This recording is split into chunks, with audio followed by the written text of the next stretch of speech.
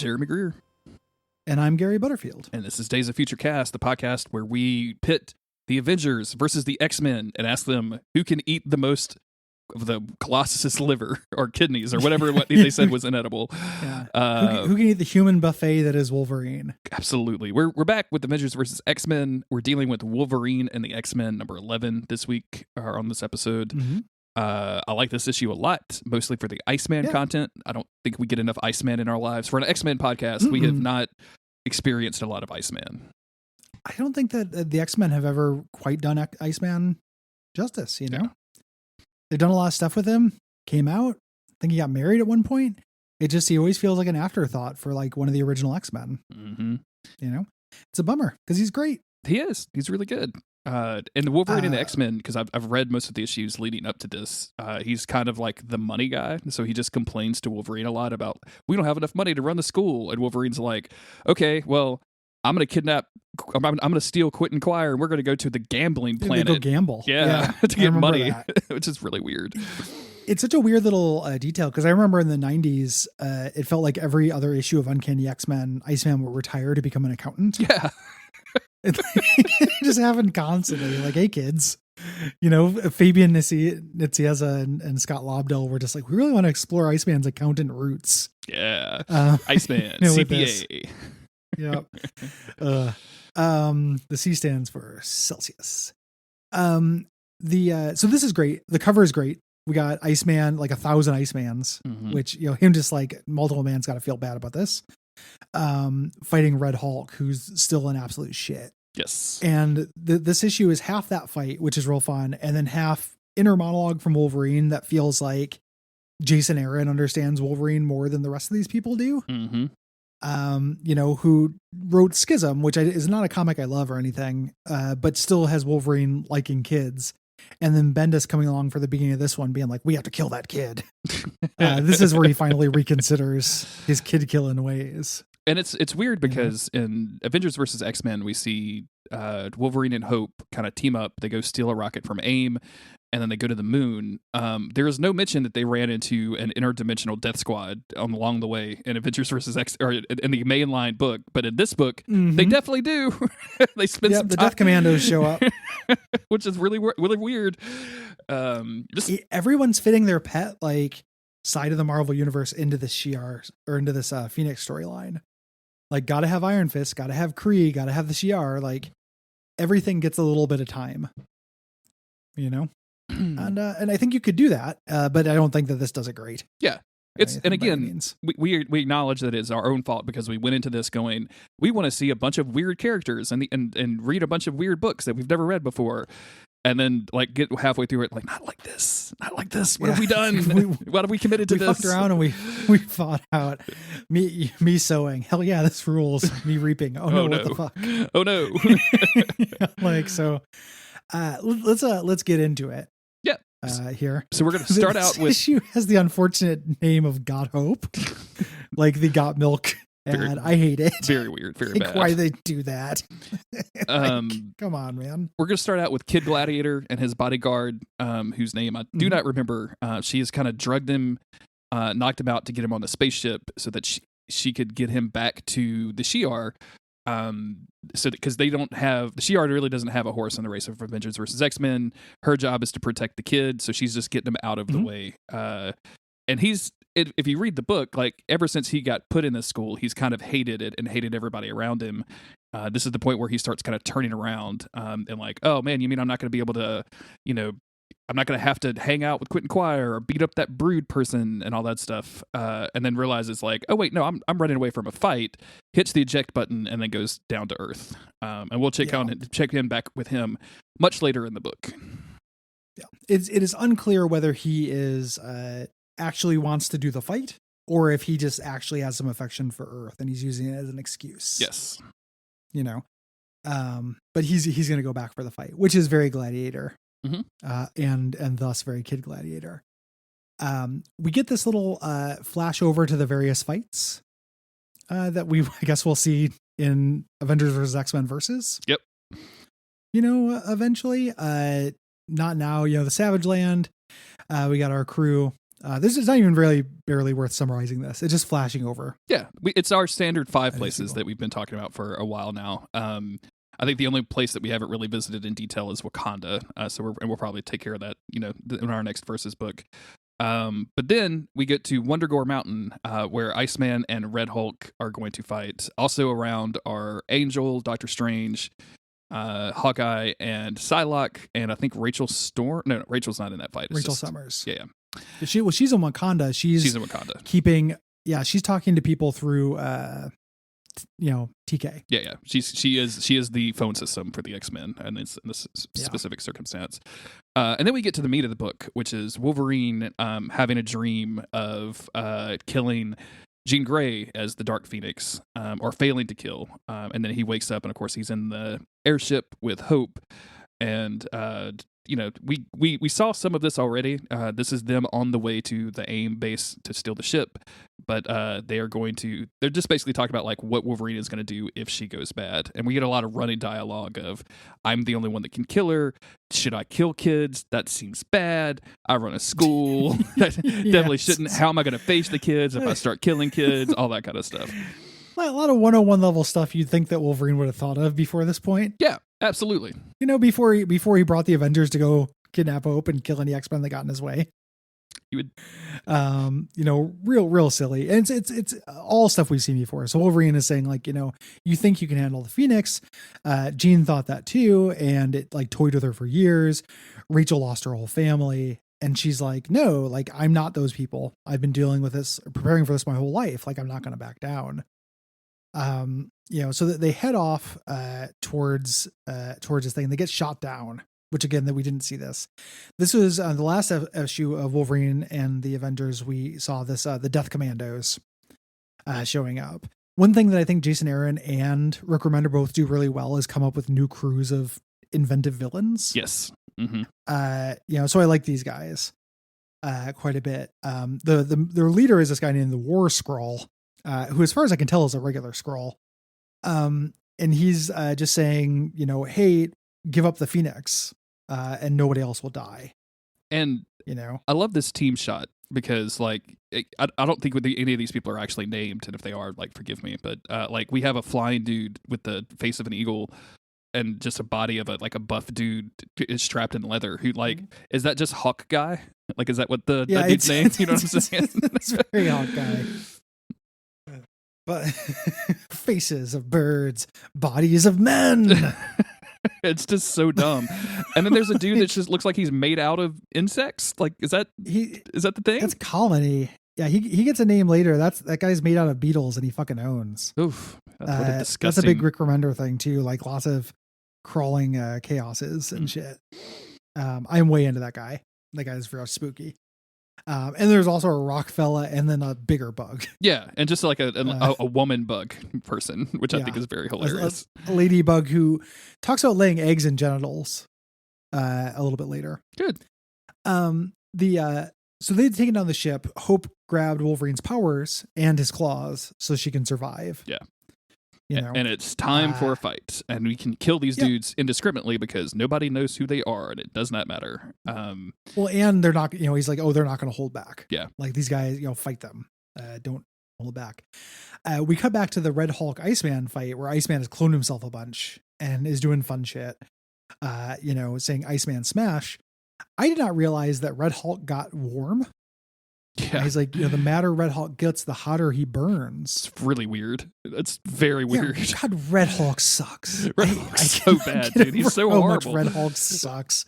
And Iceman's saying all the reasons why. He's like, aren't there like 8 different Hulks? Like, he's like, are they giving away your powers as game show prizes?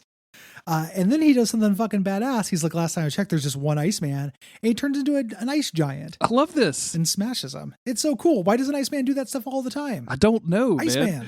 Man. I didn't know that he could make multiple Icemen to run around. Like, I just read, like, all of, like, Schism and all of these comic books leading up to this. And, like, Iceman was around, but I don't remember him doing squat. Yeah. It just wasn't. Nobody knows what to do with him, except for when they do, it's the coolest thing in the world. Yeah. He's so good. I love Iceman. There's that thing in the Rick Remender X-Force where there's the Iceman from the Age of Apocalypse. Yeah, where he comes back as like an ice wizard or some shit. Yeah, he's an ice elemental and he's a fucking asshole. Dude, that's fucking Super awesome. It's fucking great. Yeah. Super good. More Iceman, please. No, I've never liked any of the Iceman solo books I've ever read either. They're all super boring. Like he gets miniseries every once in a while. Well, they're the most boring thing in the world. Yeah, it's because nothing happens until April comes along and it's time for everybody to file their taxes and all the books take place May to September when he doesn't have anything to do. Yeah. Hey, true believers, I'll see you in fiscal year 2022. It's so boring. Like, can you imagine having the power to do all the cool shit in the world and like all you do is do taxes? You know? Yeah, or like help people with their retirement, right? Like, yeah, like every time Polaris and Havoc like run off to be not the X-Men for a while. He's like, okay, you guys want to start back on your 401ks? I can help you out. Yeah. Come on, man. Losing a lot of patience for people choosing not to do cool shit. Yeah, just be doing ice shit all the time, man. Like it would be so obnoxious with ice stuff. Like Autumn would be so fucking done with me. She'd be like, "Are you making a TikTok about ice pranks again? Like, get this shit away from me." You get like at one of those cool ass divorces. That happened. So we get some back and forth between the other members. I love Angel being Hawkeye shooting. He's like, this purple man keeps firing arrows at me. Very good. Very funny. Knocks out Hawkeye. We go briefly to Wakanda, where Rachel is here, basically just because she's on the team. So we had to show her fighting a little bit. Here fighting Iron Fist, going on, just, nothing particularly noteworthy here. Yeah. And then transitions back to the main fight with the Death Commandos. Yep. And just Wolverine and Hope kind of basically just like murdering these dudes, but also Wolverine kind of chiding Hope for being a little too confident in her own abilities and to make sure that she's, she's getting too cocky. And she keeps saying like, I'm a trained soldier. I've been around for so long, blah, blah, blah. But the War Scroll gets the drop on her at the last minute. And just punches her with a giant fist. Scrolls are really cool in the comics. Like I love these like super scroll things. I've always dug them. So.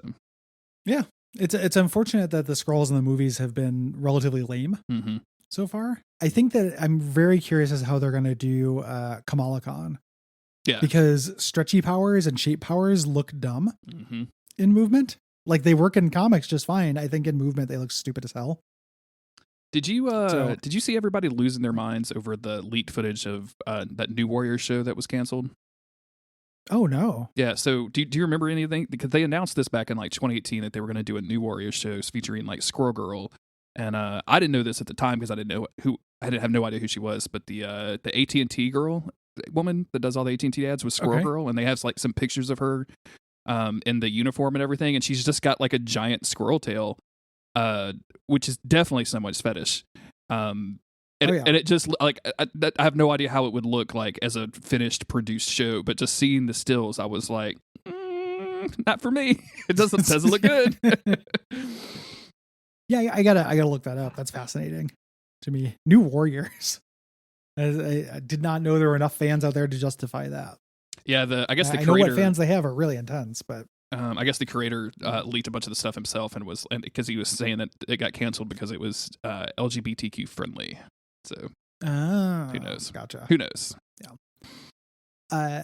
War Scrolls guts Hope and solves the whole crossover. Done. The Shi'ar did it. Wolverine's gonna go help her, but then Colony shows up and starts stripping all the flesh from his bones while he's alive. Yep. Super scary. War Scroll is trying to show mercy, sometimes it takes a few minutes for him to do that, but you're not going to be around to hear his screams for too long. Yeah. Sincerely, I've done a favor for you. You do not want to have the blood of a whole universe on your hands when you die. And Wolverine is there. He's watching. He can't help because he's being devoured. Yes. But Phoenix decides to intervene. And she gets super mad, and Phoenix is out, and she looks super Dark Phoenixy in this giant splash page, and basically just fries everybody around. And of course, Wolverine starts having flashbacks to Jean Grey, asking, kill me, Wolverine, before I lose control. And that's when Wolverine has the moment where he realizes, like, he's not going to be able to kill Hope no matter what. Yeah. There's a good line here where he's like, it's not, I say it's because she reminds me of Jean Grey, but really it's just the hair. When I look at her, I don't see Jean Grey. I just see a kid, Mm-hmm. And weird for it take this long for Wolverine to not think it's good to kill kids, but we finally got there halfway through the crossover. So he still wants to control the kid though. So that's he's going to narc on her to the Avengers. Yes. Which happens in the main series. Really, I don't say this often, but like this feels like it kind of should have been in the main AVX book. Like not necessarily the whole fight, but at least like the realization that, I am not able to do this. I'm not going to be able to kill her. And also I shouldn't kill children. Because this was like something from the very beginning where you and I were like, this just feels awkward and weird the way that they are presenting Wolverine. And this really fills in that gap for me in a way that's satisfying. Well, it's because Brian Bendis is not as good a writer as Jason Aaron. Like Jason Aaron's not perfect. He's written some bad comics, but like I think he's got a better handle on Wolverine, in terms of characterization, like quite a bit. Yeah. So like when Brian Bendis was writing him in the beginning, he's just like, I've seen the Phoenix bub. We have to do whatever it takes. Like he's super gung ho, and here he's actually has an internal life and is thoughtful. Mm-hmm. Like there's things like Jason Aaron's, when I first started reading him, I was like very enamored and was like, I'm going to like everything this guy did. And then I started reading his Avengers run, which I think is trash. Like it's really, really bad. There's lots of going back to like the prehistoric cavemen Avengers. It's some of the dumbest shit I've read. Like I really do not like it, but I think that he has a really good handle on Wolverine. Like his run of Wolverine solo title, I think is like the definitive solo Wolverine. Yeah. And it makes sense that he would have a better grasp here, I think. From this fight, we switch back to the school where Kitty Pryde is trying to teach class to a ever restless classroom of students who are doing nothing but watching whatever the X-Men pay-per-view channel is, which I need to subscribe to it. Whatever like Fubo.tv for X-Men is, I need to be a member pronto, because that's what I want on my TV all the time. She's finishing part 5 of a lecture on space dragon physiology. Why? Yeah. I even if the Avengers and X-Men weren't fighting and I was watching on my iPad, that sounds like the most boring shit in the world. Yeah. I mean, I was down with parts 1 through 3, but like once you get to part 4, like jump the shark. We got to talk about the desolation, the desolation of Lockheed. Is the idea that every student in the school will someday have to do surgery on Lockheed? Well, I mean, she just reunited with Lockheed for the first time after a long time, so maybe she was just very protective of Lockheed in this circumstance. Yeah. That would make sense. I do like when she grabs the iPad from everybody and she looks down and she's like, "Geez, Rachel, watch your 9 o'clock." Like she starts critiquing the fight. It's very good. There's a great little bit in the art too, because then when the next panel, Rachel is shooting Black Panther at her 9 o'clock. Yeah, very good. Like she was focusing on, it's a cool little bit of the art and script, like actually matching, which doesn't always happen. And then we see, Red Hulk and Iceman fighting, but the fight is interrupted by Kid Gladiator, who has floated out of space and just wailed on Red Hulk with a real satisfying manner. We get a brief glimpse over to the Gambit. See Gambit punched again. Yeah, we could see Gambit knock the fuck out. And this is when Wolverine calls everybody and it's like, "Hey, we're going to the moon." And he's, realizes that he is not the guy who kills kids. He's the guy who saves them. Yep. By putting them in Avengers custody. So he still has the same philosophy, but not kill her by any means, which is good. Again, though, it should have happened in the main book. Should have happened earlier. Yes. Back at the school, regular Gladiator shows up to ask where his fucking son is. Super pissed. I'm looking forward to seeing the consequences of that, even though it does not seem to have very much to do with the Phoenix or anything. Nope. I like Gladiator. I think Gladiator is cool. I'm actually curious if number 12. Oh, it is. Okay. Number 12 is still still on the crossover list. So it is. We will be recovering it at some point. Well, I imagine Gladiator has to go rescue his son from Red Hulk or something. Yeah, I'm sure. And I would like to watch the Gladiator just beat the absolute shit out of Red Hulk. I mean, anything bad that happens to the Red Hulk is probably good, right? Oh, incredibly good. Yeah, I need the Red Hulk to go. I fucking hate the Red Hulk more than any other comics character, really. Like, I'm very surprised, but I hate the Red Hulk. Yeah, and that's it for this issue. That's it. Good characterization, not a whole, and decent action that does not really advance the plot of the main series. Yeah, worth it alone for the kind of inside look at Wolverine. And the fact that there's a part 5 of Space Dragon biology, it's really interesting. Yeah, pretty funny. Pretty good joke and cool Iceman power shit, which yes I'm always down for. If you want to support the show, then patreon.com/Duckfeed.tv is the best place to do so.